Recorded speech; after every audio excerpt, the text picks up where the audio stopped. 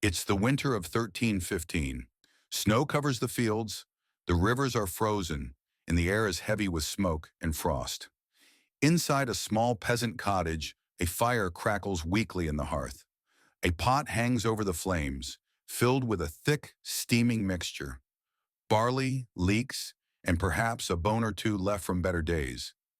Outside, the wind howls across a world locked in ice. Inside, a family sits close to the fire, eating slowly, silently, because there isn't much to eat. This was winter in the Middle Ages, a time not of feasting, but of endurance. For most medieval people, survival through winter wasn't guaranteed. Food wasn't simply scarce, it was precious, hard-won, and sometimes the only thing standing between life and death. There were no supermarkets, no refrigeration, no global trade to bring fresh produce in January. When the harvest ended in autumn, whatever you had stored had to last until spring. If you failed to prepare, if crops failed, if rats got into the grain, if frost came too soon, hunger followed, and sometimes hunger turned into famine. Between 1315 and 1317, Europe was struck by what's now called the Great Famine. It began with relentless rain that ruined crops, drowned livestock, and rotted food stores. People ate their seed grain, their animals, even bark and grass to survive. Tens of thousands died. It was one of the darkest winters in European history. But famine wasn't constant. Most winters people endured, carefully rationing what they had, living off preservation, creativity, and faith. So what did they actually eat? Let's step into that cold medieval kitchen and find out. The peasant's table. The foundation of the medieval diet was grain: wheat, rye, barley, oats. But in winter, fresh grain wasn't available. The harvest was stored in granaries or barrels, and peasants ground it into flour to make bread, the cornerstone of every meal. Not the soft white loaves we imagine today, but dark, coarse bread, often mixed with bran, peas, or acorns to make it stretch further. For the poorest families, bread might be baked only once a week, then eaten stale, soaked in broth or ale to soften it. When even flour ran short, people turned to pottage, a thick stew made of whatever they could find: barley, beans, cabbage, onions, leeks, herbs, and maybe a bit of fat or salted meat if they were lucky. It simmered all day over the fire, refilled constantly with scraps, turning into a never-ending meal, poor but warm. It's said that a medieval peasant might eat some form of pottage twice a day for most of the year. It wasn't glamorous, but it was life. Preservation, the key to survival. The secret to surviving winter was preservation, using every possible method to make food last. Salting was the most important. In autumn, when animals were slaughtered for meat, much of it was salted and stored in barrels. Beef, pork, and fish were layered with coarse salt and left to cure. Salt drew out moisture and kept bacteria at bay, allowing meat to last for months. Though by winter's end, it was often hard and dry, needing to be boiled for hours before it was edible. Smoking was another method. Meat and fish were hung above the hearth or in special smokehouses, slowly cured by the constant fire. The smoke preserved the flesh and gave it a taste that even modern palates might recognize. Drying and pickling were also common. Beans, lentils, and peas could be stored dry in sacks. Apples, plums, and herbs were strung from rafters to air dry. Vegetables like cabbage and turnips could be pickled in vinegar or brine. Every autumn was a race against time, to slaughter, salt, dry, and store enough to make it through the months of cold. A family's survival depended on how well they prepared. The role of dairy and fat dairy products were essential, especially butter, lard, and cheese. Fresh milk was rare in winter. Cows produced less during the cold months, so milk was transformed into butter or cheese when it was abundant, stored for later. Cheese wasn't the soft, creamy kind we eat today. It was hard, salty, and made to last. A well-aged wheel could survive for months, and it was often the only protein available when meat was gone.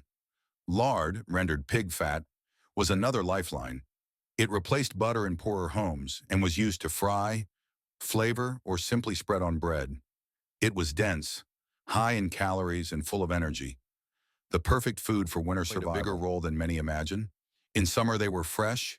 In winter, they came from cellars, buried in sand or stored in barrels. Root vegetables, turnips, carrots, parsnips, onions, leeks, and garlic could last for months. Cabbage was another staple, eaten boiled, stewed, or fermented. Sauerkraut, though more common in Germany and Eastern Europe, appeared in some medieval kitchens as a clever way to keep cabbage edible through winter. Legumes, peas, beans, and lentils were dried and stored. They were the peasants' main source of protein. A pot of boiled beans might feed a whole family when everything else was gone. What did nobles eat in winter? Life was better in the manor, but not as easy as one might think. Even lords and ladies depended on preservation and planning. In the great halls of castles and manors, barrels of salted beef, bacon, and fish were stored in cool, dark rooms. Honey and spices were used to flavor the tough meat. Wealthy households had access to exotic imports. Dried fruits, almonds, saffron, cinnamon, brought by merchants from the Mediterranean. Such luxuries turned ordinary food into symbols of wealth and status. During Lent and on fast days, which made up nearly half the year, meat was forbidden. So fish became essential, especially salted cod and herring from the North Sea. In monasteries and noble estates, vast quantities were stored in winter cellars. A noble's winter feast might include roasted venison, pies filled with preserved fruit, stewed vegetables, and plenty of wine or spiced ale. But even they couldn't escape the realities of cold and scarcity. If supplies ran low, hunger came knocking, no matter how high your walls. Drinks that kept you alive. In the Middle Ages, water was rarely trusted, so people drank ale, weak, low-alcohol beer brewed from barley and oats. Even children drank it daily. It was safer than water and provided essential calories. Ale was often home-brewed, especially in villages. Each household might have its own alewife, a woman who brewed for her family and neighbors. In winter, when temperatures dropped too low for fermentation, people relied on autumn brews stored in barrels.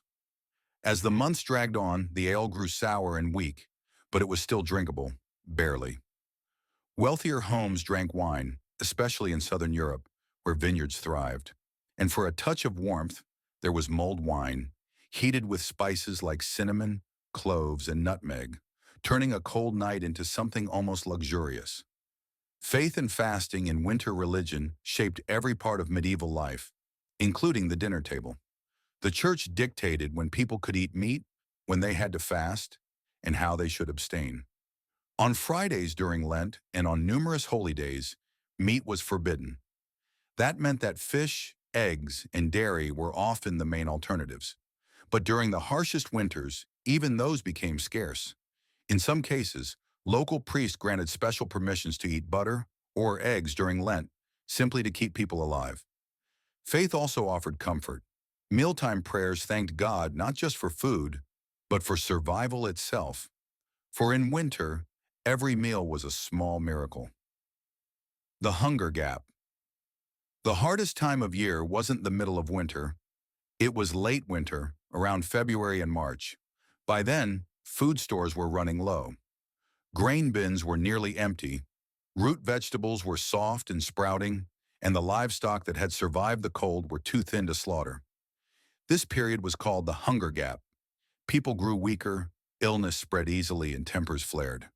In some villages, this was when theft, violence, and despair rose sharply. The arrival of spring, and the first new greens from the fields, was literally a matter of life and death. The taste of survival. If you had walked into a medieval village in February, the smells would have told you everything. Smoke from damp wood, boiling cabbage, the sour tang of ale gone bad, and beneath it all, the faint, comforting scent of bread. Bread and pottage. That was the taste of winter. Simple, humble, endlessly repeated. And yet, in that simplicity was survival. Each bite a reminder of human resilience. The social side of winter food wasn't just about sustenance. It was about community. In winter, neighbors helped one another. Families shared meat from slaughtered animals. Villagers gathered for communal baking or brewing. The village oven was often a shared resource. Once a week, families would bring their dough to be baked in a large communal oven, conserving fuel and sharing warmth. During holidays like Christmas or Candlemas, even the poorest were fed by wealthier villagers or monasteries. Feasting in those moments wasn't luxury, it was solidarity, a reminder that survival was a collective act. The psychological imagining grand banquets and endless feasts. But for most, winter was a time of quiet struggle, where every crumb mattered and every fire was sacred. What they ate, humble bread, salted meat, broth and beans, kept them alive through centuries of cold. And through that endurance, they built the world we inherited. So the next time you enjoy a warm meal on a cold night, think of them. The men and women who survived the medieval winter, one bite, one prayer, and one fire at a time. Because in the Middle Ages, food wasn't just nourishment, it was survival itself.